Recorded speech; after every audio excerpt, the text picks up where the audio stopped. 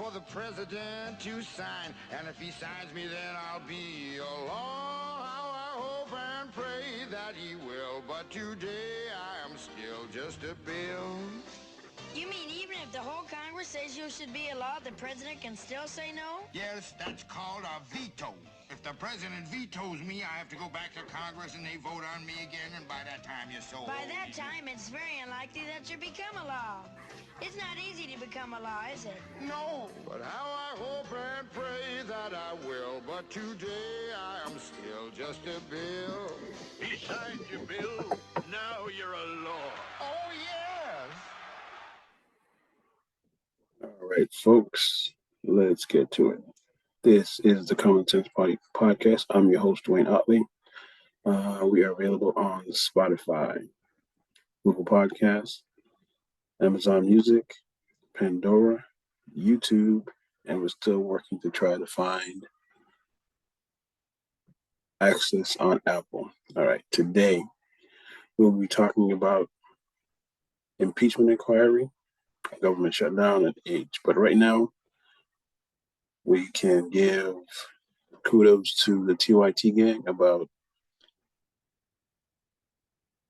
them putting a clip together about Jared Kushner, because Republicans are complaining about the Biden son. Let's check it out. Words of Republican Chris Christie, who I'll quote, "The grift from this family is breathtaking. It's breathtaking. Is this the same party that's obsessed with President Biden's family? And the American people deserve answers, and I urge my colleagues across the aisle to answer all our calls and subpoena Jared Kushner's company once and for all."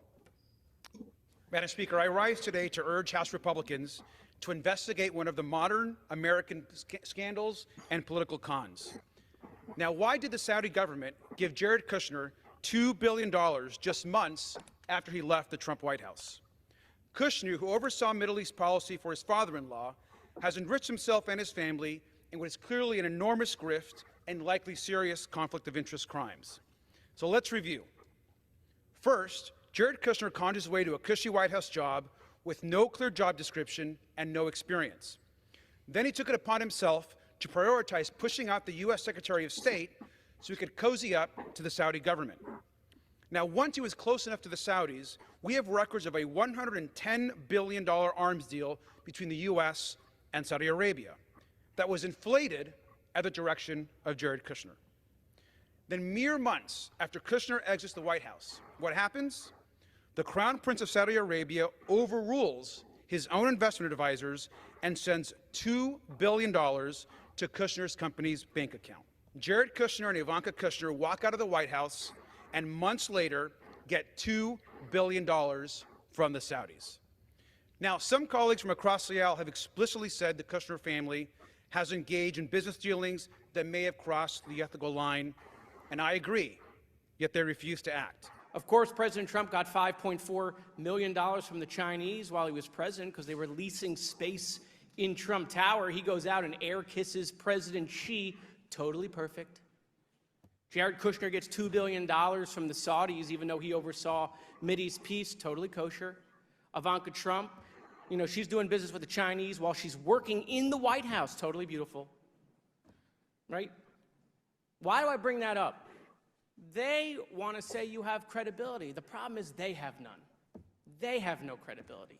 And because you're here at their behest, their lack of their credibility questions your credibility. Nobody should think, by the way, that this movement is striking a blow against global elites, which we've heard a lot about today. If you're interested in that, you should join our investigation into Donald Trump and Jared Kushner, who brought home $2 billion, not million, $2 billion from Saudi Arabia and the United Arab Emirates for a company he created the day after the Trump administration ended.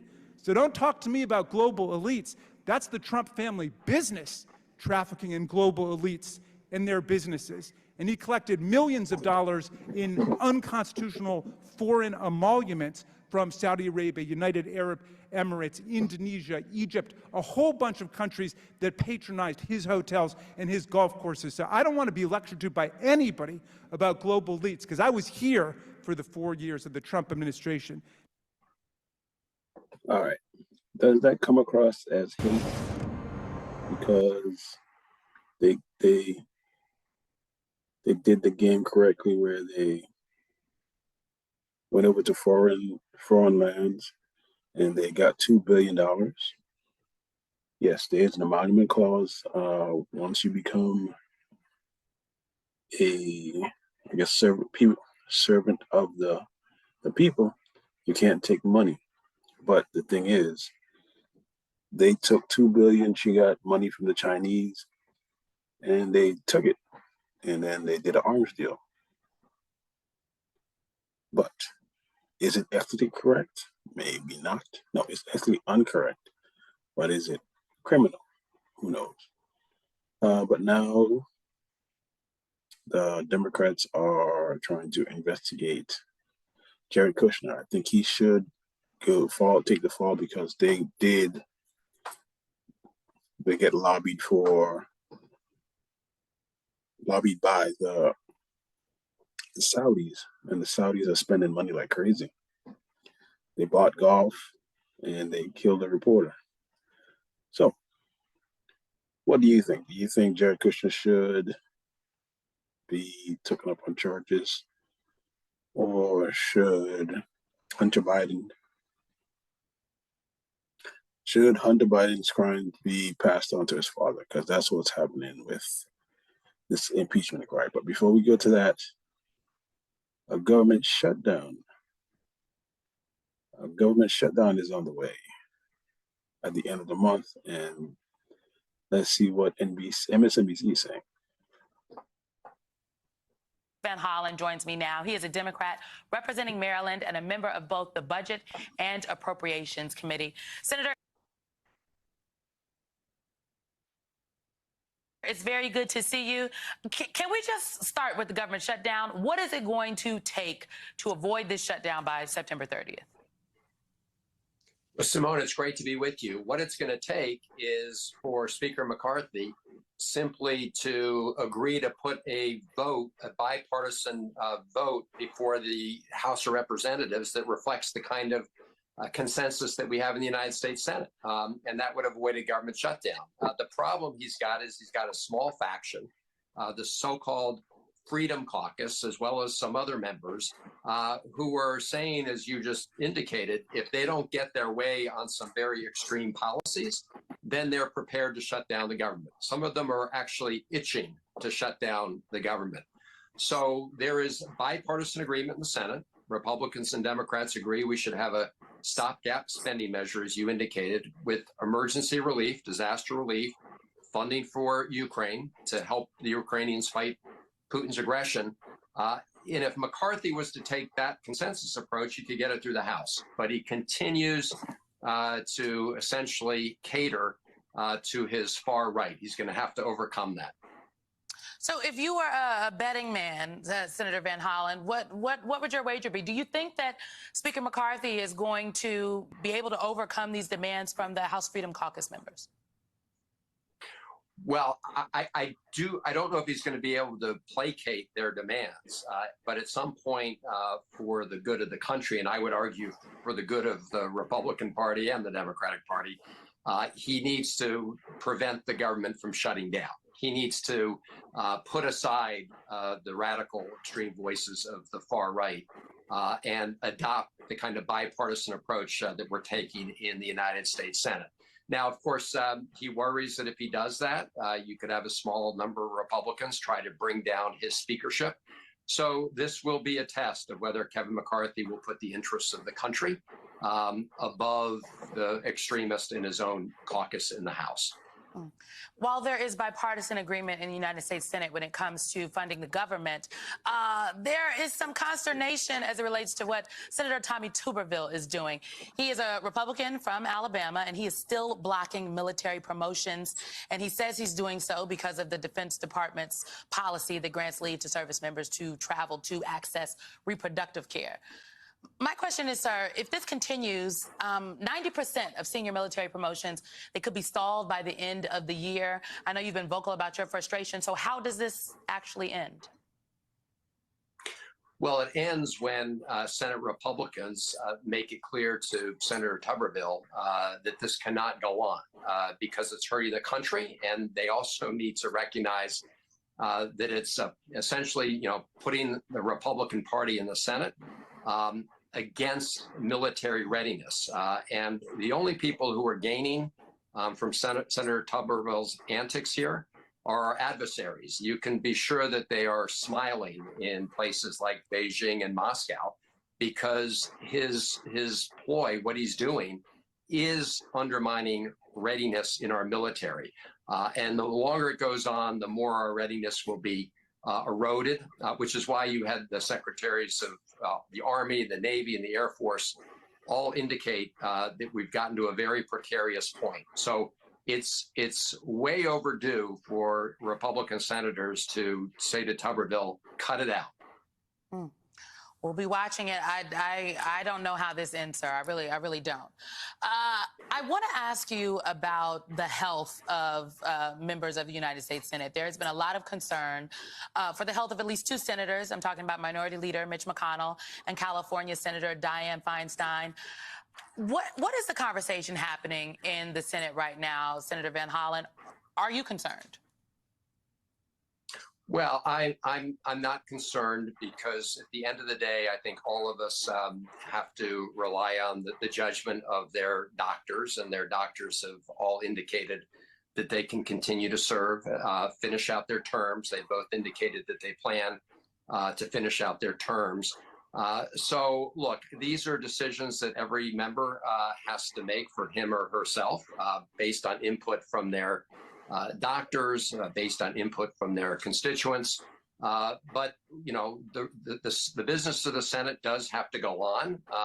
And Senator McConnell is right now helping to pull together that bipartisan consensus on the budget that we talked about. And Republican leader McConnell also supports funding to help our friends in Ukraine against Putin's war of aggression. So at least for now, we have a bipartisan group in the Senate that wants to keep the federal government open, wants to do the right thing when it comes to helping our allies, and wants to provide badly needed disaster assistance for the country. So that's where we are as of right now.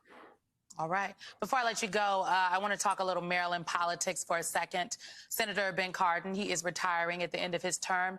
And you recently endorsed Prince George's County Executive Angela Alsobrooks for the United States Senate. What was it that made you throw your support behind County Exec Alsobrooks? This is a very crowded race.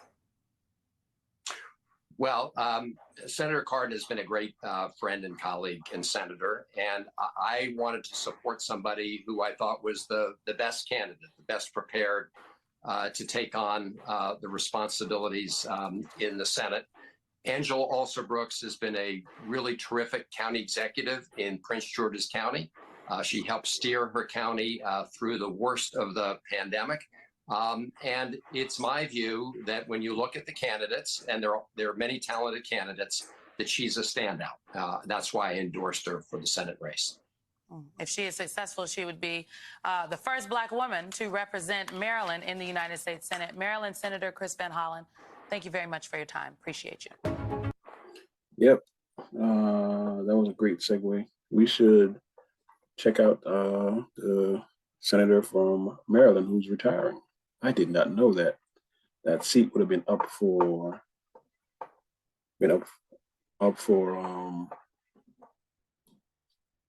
grabs. Gotta check that out, because Mitch McConnell is not up until 2024. No, 2026. Yeah, 2026. And that's crazy. He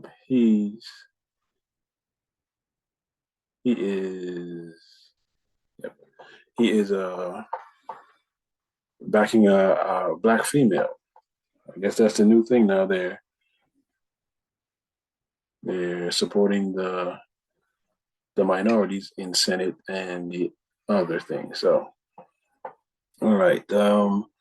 NBC kind of she segued into the next topic, which is one of the topics anyway. How old you need to be a senator? A lot of senators are going to be 79 and 80. Should there be an age limit? I think there should be. But check out what happened to Mitch McConnell the second time, because he fell. I think he fell 2 times. Probably sustained a concussion. He's in his 70s. Check it out.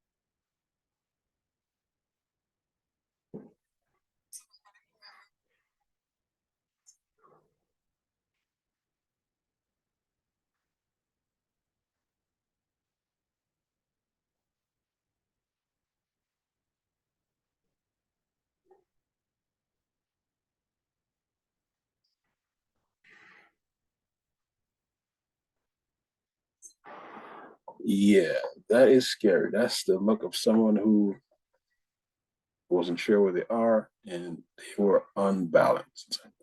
So the question is, should people in their latter stages of life run the government? Personally, if you're healthy enough, yeah. If you are trying to look like that, I think no. And the one thing that happens when someone is up in old age, people try to manipulate them. And from that, just that, whatever that was, you can see that someone going to influence you to do something that you don't want to. So I pose the question to the group: should senators, judges, or other representatives go past the age of 7? We'll leave it on the Discord so y'all can chime in. This is the Common Sense Party podcast. I'm your host, Dwayne Otley. Our mission is to bring things to light and use common sense in the everyday life to do so. We are available on Spotify, Amazon Music, Pandora, Google Podcasts, YouTube, and we're still working on Apple. All right. Our next topic is we're going to go a little bit left. It's not in a bit, but the one thing I saw that got me was Joe Rogan. Yep. Joe Rogan. He is one person that I thought had the good of the country before his own values, but I was incorrect. And this, I got to give kudos to Bill Maher. Bill Maher kind of schooled him. Check it out. Yes, he tried every possible way to steal this election. He tried to do it through the courts. He tried to do it through state legislatures. He tried to do it through intimidating Mike Pence. He tried to do it through the Justice Department. They talked about seizing voting machines. They talked about using the army. I mean, you can't really believe that this guy is not worse than Joe Biden. I mean, I agree. Biden is not a great president. And the Hunter Biden stuff is a stinky a stinky scandal that stinks to the high heavens. If you think that in any way compares to what Trump tried to do, you just cannot tell unlike things apart. And you're saying this just based on what happened after the election? Just that stuff? Yes. Well, that's the criminal part, yes. Have you ever tried to steel man his position? Like, do you think he really believes they stole the election, or do you think he's bullshitting? Who gives a fuck? It doesn't matter. Who gives a fuck? Who gives a fuck if he really believes it? But I mean, if he really believes there's evidence that the election was rigged. No, I don't care. No, first of all, that was part of the January 6th committee's findings. He has multiple people, all the people around him told him that he lost that election, including Bill Maher, you know, and he admitted, one of his quotes was that they have on record of him saying, I don't want people to know I lost this election. That's kind of crazy. Well, he's crazy. That's kind of crazy. I mean, it's insane that you can't let go of the idea that you can't be seen as a loser. There's a certain, I always said this in the beginning, it all comes back to, he is a clinical case of malignant narcissism. It's not just a quirk. It's actually in the big book of crazy, you know, that. Right. I mean, it's a real thing. And it affects everything he thinks and does. It's why foreign leaders were able to curry favor with him. All they had to do was kiss his ass and they got whatever they wanted. Do I really think that he wants to help Russia and Putin? I think Putin had him as soon as he said, Trump is a brilliant man. Good, you got me. It doesn't take that much. He's a dangerous guy. The idea that he could be president again, as opposed to Joe Biden, again, Joe Biden, not my first choice, not my 100th choice, but the other guy is a crazy, stupid criminal. Again, Bill Maher looked like he told something to Joe Rose that he didn't want to believe. He didn't want to believe that he's a criminal. He actually didn't want to believe it. I have my my quarrels with how Bill Maher talks now, but he did a good thing right there. He actually penetrated the bubble of Joe Rogan and let him know that, yeah, Trump is a criminal. He is a criminal. And a couple of podcasts ago, people are urging him to interview Trump so he can get that platform. And I think he was going to do it until he talked to Bill Maher. Kudos to Bill Maher. Good job, Bill Maher. All right. We're moving on to our final topic. Why are the Republicans trying to start an impeachment without evidence? I'm going to turn to my guy, Bo from the Fifth. Check it out. Howdy there, Internet people. It's Bo again. So today we are going to talk about the Biden impeachment inquiry. We're going to talk about what's happening. We're going to talk about the most likely outcome from what's happening. And then we're going to talk about why it's happening to begin with. Because it is not that a whole bunch of Republicans suddenly believe that Biden has committed an impeachable offense. That's not what's going on.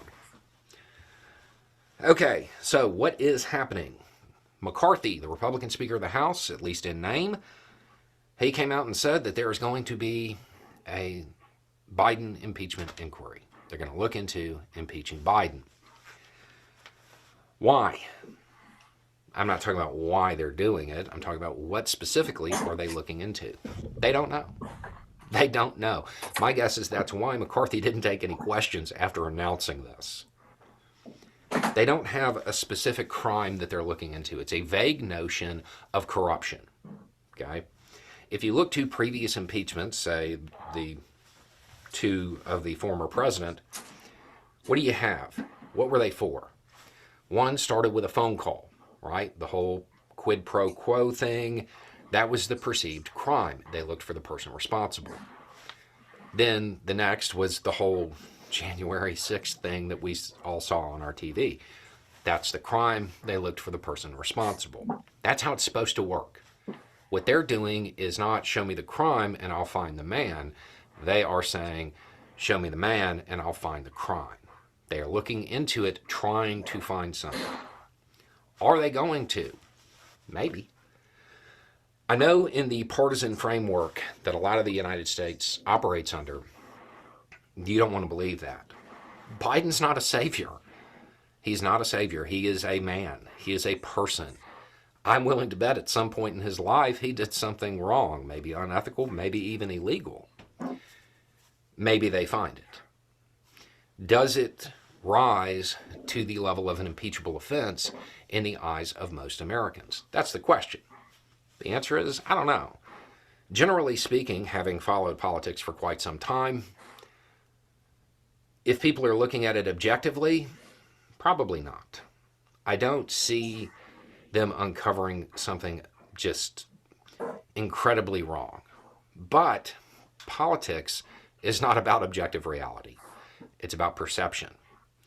Is whatever they uncover enough to make it appear as though it is an impeachable offense, something that warrants that in the eyes of most Americans? Maybe. You can't rule that out. I don't think it's particularly likely, but it's possible. Okay, so what happens from there? It goes to the Senate, and then it stops. That's what happens.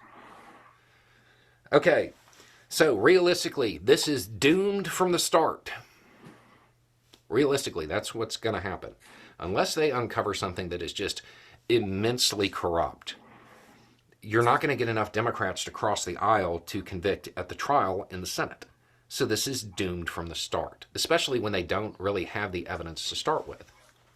Which is why, despite all signaling, McCarthy didn't bring it to the floor for a vote, which was kind of what he indicated he was going to do. They don't have the evidence. They don't have the votes on the Republican side of the aisle to start the impeachment inquiry. It's that simple. So, why is it starting? Because McCarthy is not a particularly strong Speaker of the House, and he did not take a golden opportunity to take control of his party in the House, because he was just handed one and he didn't take it.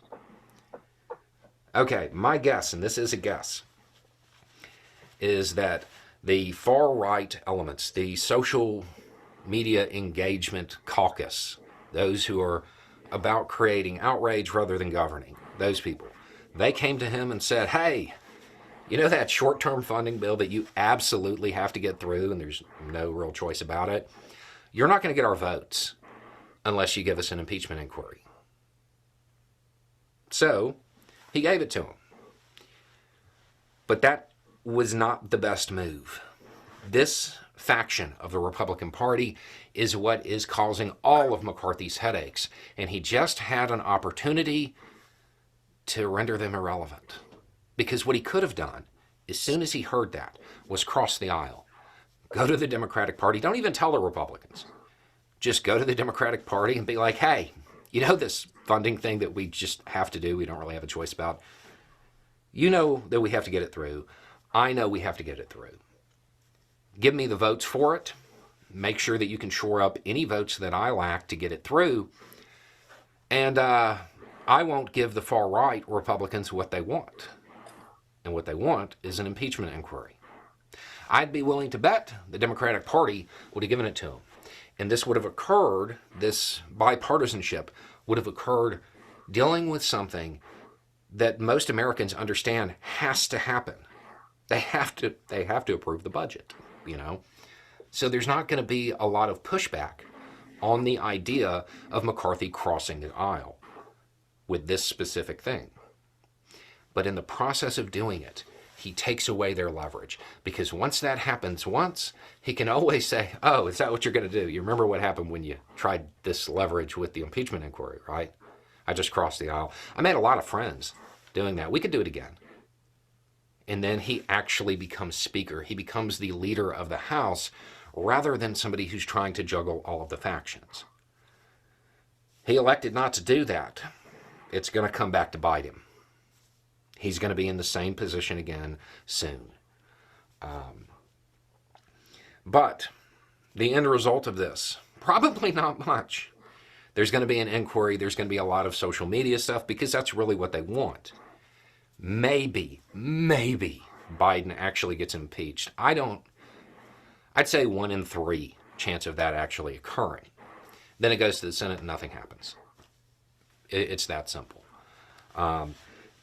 Mainly because anything that Biden would have done that is perceived as unethical or illegal probably would have been done while he was a senator.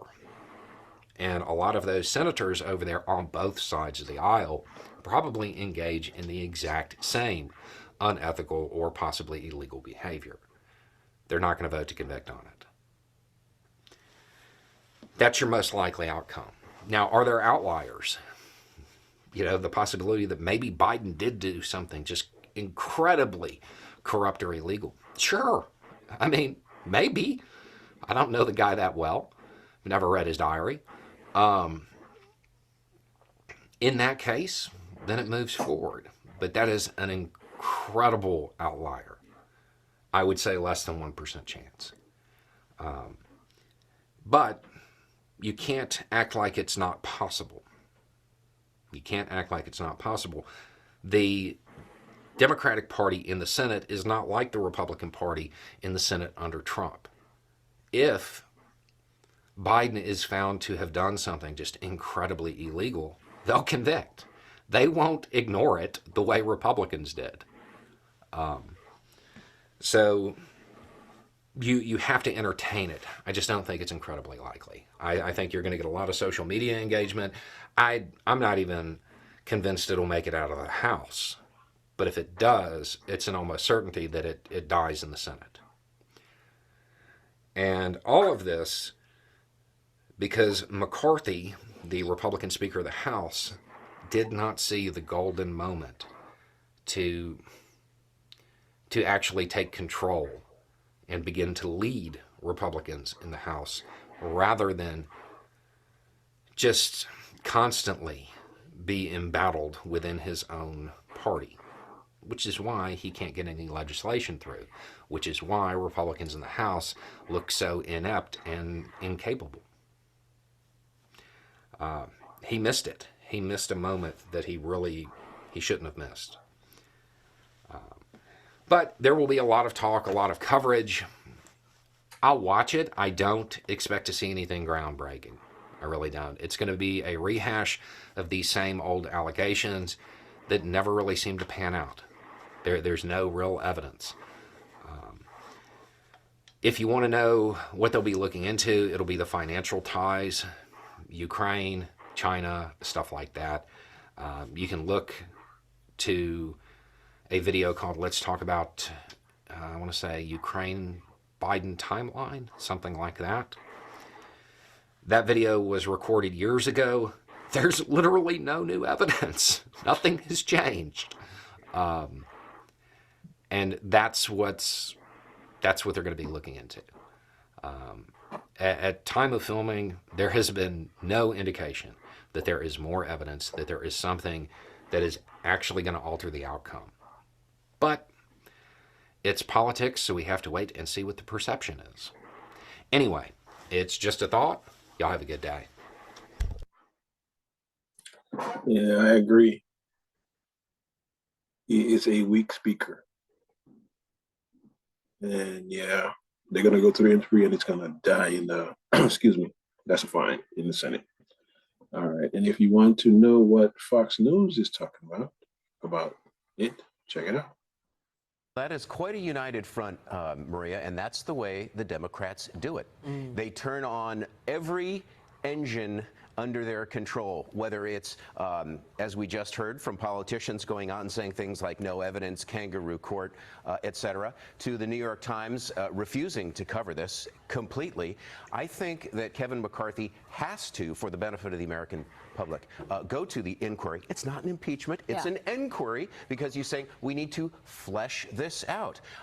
The risk to Republicans is twofold. Number one, it falls flat. It just never really goes anywhere. And then the Democrats say, see, we were right, you were wrong. That's one risk. Or number two, they run the risk of looking as politicized as the Democrats have become in the attempt to try to take down Donald Trump with the Department of Well, it's interesting Justice. because the kangaroo court that Hakeem Jeffries is talking about, what do you call what went on with Donald Trump with an impeachment because of a phone call? And of course, the media going along with it all. The Associated Press also is downplaying this, by the way. The GOP's investigation was the subject of the AP yesterday. They write, Republicans are, quote, claiming without evidence that Joe and Hunter Biden engaged in an influence peddling scheme. I don't know how you see it any other way. What were they getting paid for? Well, as you have made clear over your broadcasts over the past 6, 7, 8 weeks, they were getting access. They were getting influence. And even though you may not be able to say, wait, see, there's the line item where Joe got the money. Yeah. When 20 family members get money, and when Joe, Mr. Biden, the president, the vice president then, is on the phone with them, come on. Senate Minority Leader Mitch McConnell is refusing to say if he supports this impeachment inquiry. Take a watch. Do you believe it was a good idea for Speaker McCarthy to open that impeachment inquiry into the president? Do you support that? Yeah, look, I'm going to say it again. I don't think Leader McCarthy, Speaker McCarthy, needs any advice from the Senate on how to run the House. Lee, what does this impeachment inquiry give the Republicans? Will they be able to get, for example, Joe Biden's bank records? You open up the Wall Street Journal and you see the top above fold, McCarthy launches inquiry to impeach president. You're watching yesterday's announcement of Kevin McCarthy, and other networks that don't want to talk about any of this ever, and they want to cover for President Biden, are talking about it and they're covering it live. There's that increased media focus on it. The facts are able to get out there. It's going to be important for, listen, if Democrats are going to say no evidence, we expect them to say there's no evidence, kangaroo court, whatever. For congressional Republicans to go along with it, they're either covering for Joe Biden themselves, that's no excuse, or they aren't paying attention to the actual evidence that exists. So it's expected of congressional Democrats, but all congressional Republicans should be on board with helping to push out the truth. We need to put a graphic up of the Congress people who are against an impeachment inquiry. I think the public wants to know that. Good point. We want to know exactly who is pushing back on this within Congress. We'll do that. All right, ladies and gentlemen. This is how you make sure. That is what they're saying on. That's what they're saying on Fox News. Wow. That's what they're saying on Fox News because they want tit for tat to get back. All right. This is the Common Sense Party Podcast. I'm your host, Dwayne Otley, Dottley. Our mission is to bring common sense topics to the masses and help them sort them out. We are available on Spotify, Google Podcasts, Amazon Music, Pandora, YouTube, and we're still trying to get on to Apple Music. All right. We will come back with you next week.